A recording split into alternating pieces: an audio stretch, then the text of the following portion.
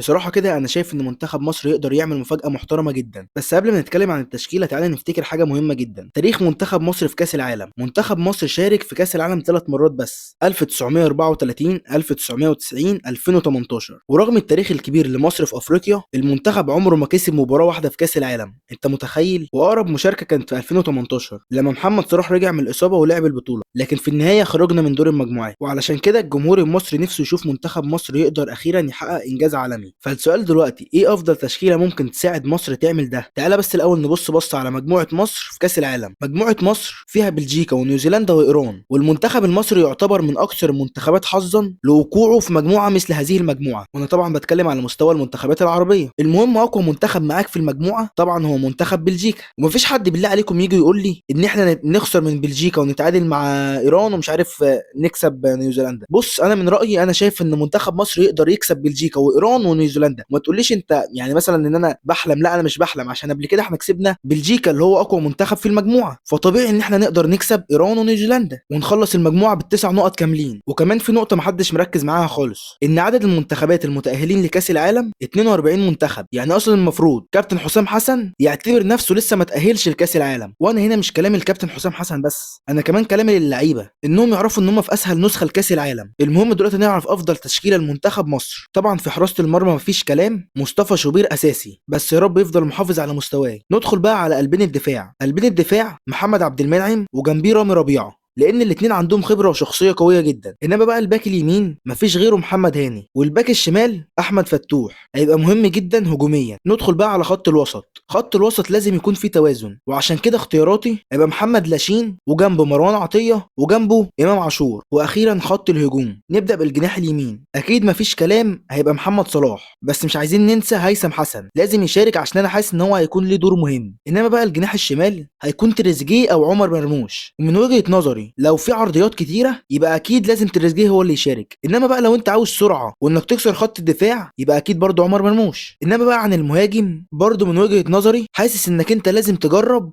ناصر منسي. هتقول لي ناصر منسي مين؟ هقول لك نصيحه مني، انا حاسس ان ناصر منسي هيعمل اداء خرافي. بص بقى انا مش هقول لك ان مصر هتكسب كاس العالم، لكن لو التشكيله دي لعبت باعلى مستوى ليها ممكن نوصل لحاجه عمرنا ما وصلنا لها قبل كده. وبرايك مين اللاعب اللي لازم يكون اساسي مهما حصل؟ ولو عجبك الفيديو ما تنساش اللايك والاشتراك وتصلي على النبي، ونشوفكم في الفيديو اللي جاي.